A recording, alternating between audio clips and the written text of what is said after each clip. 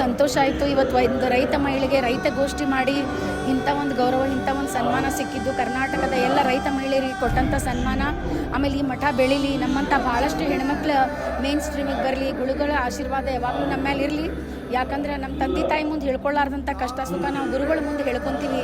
ನಮ್ಮ ಕಷ್ಟ ಸುಖ, ನಮ್ಮ ಎಲ್ಲ ಯಶಸ್ಸು ಆ ಗುರುಗಳ ಪಾದಕ್ಕೆ ಸಮರ್ಪಣೆ ಮಾಡಿ ನನಗಿಲ್ಲಿ ಕರೆದಿದ್ದಕ್ಕೆ ನಿಜವಾಗ್ಲೂ ಭಾಳ ಮನಸ್ಸಿನಿಂದ ಧನ್ಯವಾದಗಳನ್ನು ಹೇಳಲಿಕ್ಕೆ ಇಷ್ಟಪಡ್ತೀನಿ.